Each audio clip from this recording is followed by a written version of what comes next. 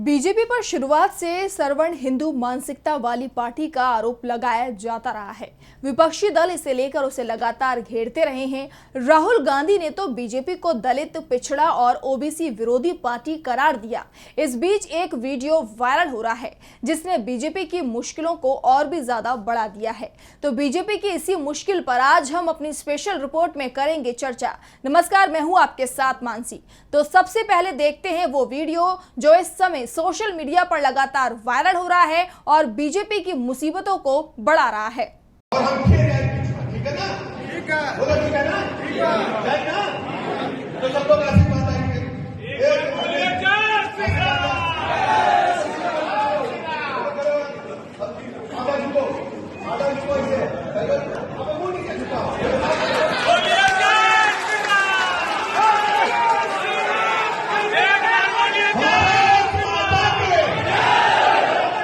इस वीडियो में साफ दिखाई दे रहा है कि बीजेपी नेता और यूपी के डिप्टी सीएम माइक पकड़े हुए हैं और योगी सरकार में कैबिनेट मंत्री ओम प्रकाश राजभर के बेटे अरविंद राजभर को वो घुटनों पर बैठने का आदेश दे रहे हैं, माफी तक मंगवा रहे हैं। अरविंद पहले खड़े खड़े झुकते हुए माफी मांगते हैं तो उसे खारिज कर दिया जाता है और घुटनों पर बैठकर माफी मंगवाई जाती है।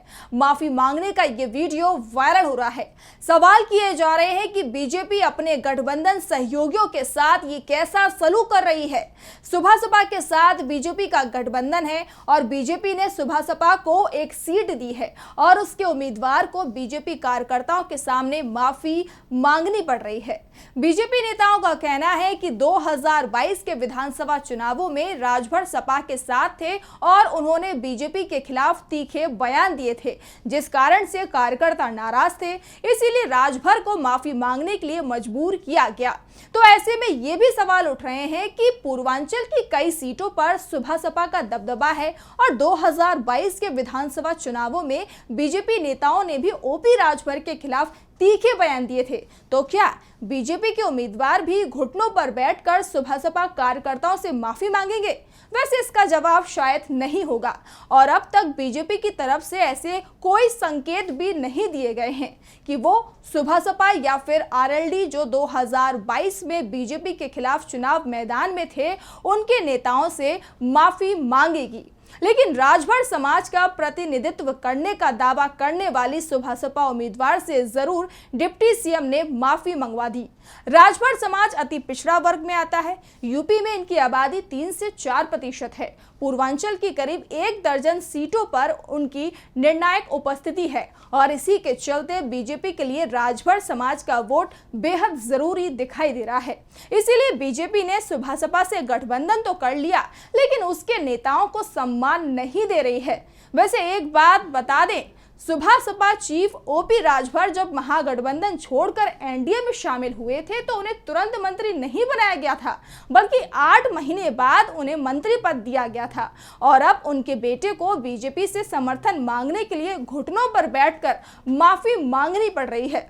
जैसे ही इस कार्यक्रम का वीडियो वायरल हुआ, विपक्ष ने बीजेपी को घेर लिया और इसे अति पिछड़ा समाज का अपमान करार दिया गया। बीजेपी ने सबसे पहले तो एक मुश्किल सीट अपने सहयोगी को लड़ने के लिए दी।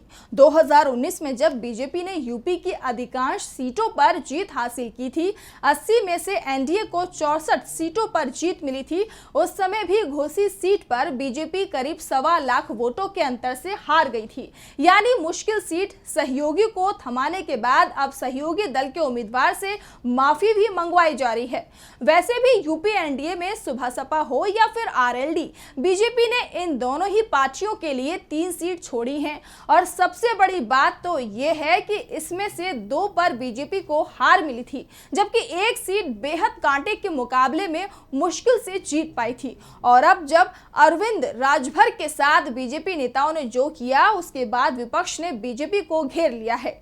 अरविंद राजभर को माफी इसीलिए मांगनी पड़ रही है क्योंकि उन्होंने पहले सपा के साथ रहते हुए बीजेपी पर तीखे हमले किए थे। ऐसे में सपा चीफ अखिलेश यादव ने राजभर के अपमान के मामले में खुलकर बीजेपी पर हमला बोला है। सपा चीफ अखिलेश यादव ने इस पर तंज कसते हुए सोशल मीडिया प्लेटफॉर्म एक्स पर ट्वीट किया। ये है भाजपा के प्रभुत्ववादी लोगों का अहंकार, जो अपने साथी दलों के नेताओं को दंडवत होकर माफी मांगने के लिए विवश कर रहा है। ये अपमान की पराकाष्ठा है। भाजपा के संपूर्ण दल को इस कुकृत्य के लिए सामूहिक दंडवत क्षमा मांगनी चाहिए। भाजपा ने एक व्यक्ति का नहीं, उस पूरे समाज का अपमान किया है जिस समाज से वो आता है। राजभर समाज इस अपमान के विरोध में भाजपा के खिलाफ वोट डालेगा और भाजपा की समाती सोच को जड़ से उखाड़ फेंकेगा। हैशटैग नहीं चाहिए भाजपा। लोकसभा चुनावों के बीच वायरल हुए इस वीडियो को लेकर अब विपक्ष राजभर समाज के अपमान का मुद्दा उठाने में जुट गया है। यूपी में बीजेपी के लिए पूर्वांचल की मऊ, गाजीपुर, बलिया, घोसी सहित 1 दर्जन सीटों पर राजभर समाज के अंदर भी इसे लेकर गुस्सा देखा जा रहा है। अखिलेश यादव तो पहले से ही पीडीए के मुद्दे को लेकर आगे बढ़ रहे हैं। कांग्रेस भी ओबीसी की बात कर रहे हैं, तो दूसरी तरफ बीजेपी नेता ब्रजेश पाठक अपने सहयोगी दल के नेता से ही माफी मंगवा रहे हैं। अरविंद राजभर की भी मजबूरी है, चुनावों का समय चल रहा है और बिना बीजेपी की मदद के वो घोसी सीट से चुनाव नहीं जीत पाएंगे, ये तय माना जा रहा है। ऐसे में जब ब्रजेश पाठक ने उन्हें घुटनों के बल बैठकर माफी मांगने को कहा तो उनके पास बहुत विकल्प नहीं बचे थे और जब विपक्ष की तरफ से सवाल उठाए गए तो अरविंद राजभर ने इसे लेकर सफाई भी दी है। अरविंद राजभर ने कहा कि हमने कार्यकर्ताओं से आशीर्वाद लिया है। ये हमारे संस्कार हैं कि हम हमेशा बड़ों को हाथ जोड़कर प्रणाम करते हैं। लेकिन सवाल ये उठ रहे हैं कि क्या बीजेपी के नेता और उम्मीदवार भी सहयोगी दलों के कार्यकर्ताओं के सामने इसी तरह माफी मांगेंगे? ये वीडियो वायरल होने के बाद से ही बीजेपी पर कई सवाल उठ रहे हैं। सहयोगी दलों को लेकर बीजेपी का रवैया भी खुलकर सामने आ गया है। विपक्ष बीजेपी को घेर रहा है और अब तक बीजेपी की तरफ से इसे लेकर कोई सफाई नहीं आई है। अरविंद राजभर ने जरूर सफाई दी है, लेकिन दावा तो यहां तक किया जा रहा है कि अरविंद पर बीजेपी का दबाव है, इसीलिए उन्होंने माफी मांगना ही स्वीकार किया और बाद में इसके लिए सफाई भी दी। लेकिन बीजेपी की तरफ से अभी तक किसी तरह की कोई सफाई नहीं आई है और अब बीजेपी को इस बात का डर भी लग रहा है कि कहीं विपक्ष इसे बड़ा मुद्दा ना बना दे। यूपी में करीब 45% आबादी ओबीसी समुदाय की है और अगर ये वोट बीजेपी के हाथ से फिसल जाता है तो लोकसभा चुनावों में बीजेपी के लिए यूपी में 10 सीट भी जीत पाना मुश्किल हो जाएगा। ऐसे में बीजेपी इस मुद्दे को ज्यादा तूल देने से बचने की कोशिश कर रही है, तो विपक्ष खुलकर बीजेपी की घेराबंदी में जुटा हुआ है। तो आज के हमारे इस स्पेशल रिपोर्ट में इतना ही। कल फिर मुलाकात होगी एक नई स्पेशल रिपोर्ट के साथ। तब तक के लिए मुझे दीजिए इजाजत और आप देखते रहिए डीबी लाइव।